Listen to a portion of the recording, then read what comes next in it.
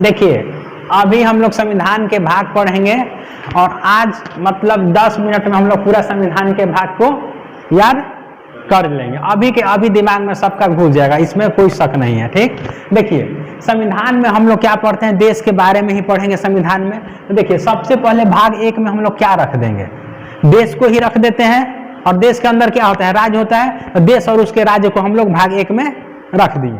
तो देखिए देश को क्या कहते हैं, संविधान के भाषा में संघ कहते हैं, और संघ और उसके राज्य क्षेत्र भाग 1 में रख दिए।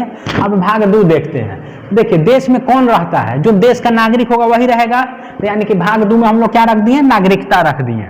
क्या रख दिए, नागरिकता। कोई भी आदमी नागरिक क्यों बनेगा, जब उसको कुछ अधिकार दीजिएगा तभी ना। तो भाग 3 में हम लोग क्या रख दिए, मूल अधिकार रख दिए। अब देखिए किसी भी आदमी को आप सिर्फ अधिकार दे दीजिएगा और उसको कोई निर्देश नहीं दीजिएगा तो मनमाना करने लगेगा ना। तो इसीलिए भाग 4 में हम लोग क्या कर दिए, राज्य के नीति निदेशक तत्व रख दिए, उसको निर्देश दे दिए। ठीक है, कुछ गाइडलाइन दे दिए। अब 4 के क में क्या किए, निर्देश के साथ साथ उसको कर्तव्य भी दे दिए ताकि वो निरंकुश ना हो। तो 4 के क में हम लोग क्या कर दिए, मूल कर्तव्य दे दिए कि ये तुम्हारा कर्तव्य है। समझे, अधिकार है तो अधिकार के साथ तुम्हें ये निर्देश दिया जाता है और साथ में ये कर्तव्य है। 4 के क समझ गए, यहां तक जान गए। अब आते हैं 5 से। तो 5 में जैसे क्या है, देखिए 5 में क्या है, तो 5 में देखिए हम लोग क्या बोले कि पॉलिटी में देश के बारे में पढ़ेंगे, संघ के बारे में पढ़ेंगे। तो 5 में क्या है, संघ। यहाँ देखिए, इधर देखिए 5 में क्या है, संघ। संघ यानी कि देश। ठीक, 6 में क्या होगा, देश से छोटा क्या होता है, राज्य। तो 6 में क्या लिख दिया, राज्य।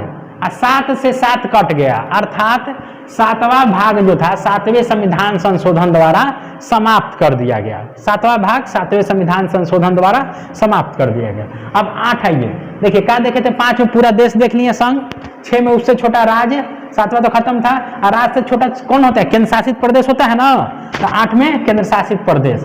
अब केंद्र शासित प्रदेश से और नीचे कौन हो जाएगा, ग्राम पंचायत। 9 में क्या आ जाएगा, ग्राम पंचायत। अब ध्यान दीजिएगा यहाँ पे, देखिए गांव ही तरक्की करता है तो शहर बनता है। तो 9 के क में क्या हो जाएगा, नगर पालिका। गांव तरक्की करके नगर हो गया। फिर 9 के ख में और उसमें क्या होगा, तरक्की हुआ तो सहकारी समितियां बना दिया गया। क्या बना दिया गया, सहकारी समितियां। 9 के ख में सहकारी समितियां। अब 10 में आ जाते हैं। तो गांव से भी नीचे क्या होता है, अनुसूचित और जनजातीय क्षेत्र होता है, जंगली क्षेत्र, आदिवासी क्षेत्र। ठीक है, तो उससे नीचे और ये, तो 10 में ये आ गया। अब फिर आते हैं 11 पे।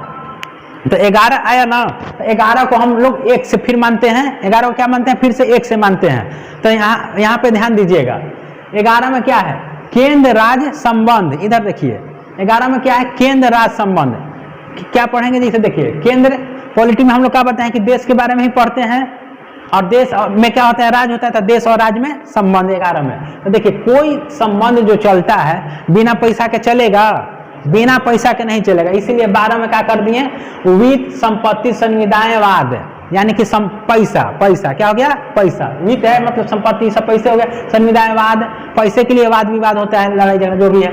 अब देखिए 13 में देखते हैं, जब पैसा आता है तो इंसान क्या करता है, व्यापार करता है, बिजनेस करता है। तो 13 में क्या हो जाएगा, व्यापार वाणिज्य एवं समागम। तो कहाँ, देश के अंदर व्यापार, देश के किसी भी क्षेत्र में, अपने पूरे भारतवर्ष में कहीं भी जाके आप व्यापार कर सकते हैं। अब देखिए 13 में व्यापार हो गया। तो व्यापार को हम लोग किसके अधीन रखते हैं, व्यापार आदमी करता है उसको सेवा के अंतर्गत रखते हैं ना। और सेवा कितने तरह का हो सकता है, एक केंद्र सरकार के अंतर्गत हो सकता है, एक राज्य के अंतर्गत हो जाता है। तो इसीलिए 14 में क्या हो गया, केंद्र एवं राज्य के अधीन सेवाएं। केंद्र एवं राज्य के अधीन सेवाएं। अब देखिए 14 के क में आते हैं। तो देखिए 14 के क में है न्यायिक अधिकरण। अगर आप कुछ गड़बड़ करते हैं प्रशासन में तो उसमें कार्रवाई करने के लिए एक अधिकरण होता है, न्यायिक अधिकरण। सेवा दे रहे हैं ना, कुछ गड़बड़ होगा तो न्यायिक अधिकरण। ठीक, 14 के क्या हो गया, 14 का में न्यायिक अधिकरण। आते हैं 15 में। 15 में क्या है, निर्वाचन। 15 में क्या है, निर्वाचन। 16 कुछ वर्गों के लिए विशेष उपबंध। क्या है, 16 में कुछ विशेष वर्गों के लिए, कुछ वर्गों के लिए जिनका सामाजिक स्थिति अच्छा नहीं, उनके लिए क्या है, विशेष उपबंध।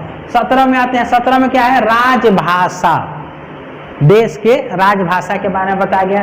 18 में आपातकालीन उपबंध। 18 में क्या है, आपातकालीन उपबंध। 19 प्रकीर्णन यानी कि मिसलेनियस। क्या है, मिसलेनियस।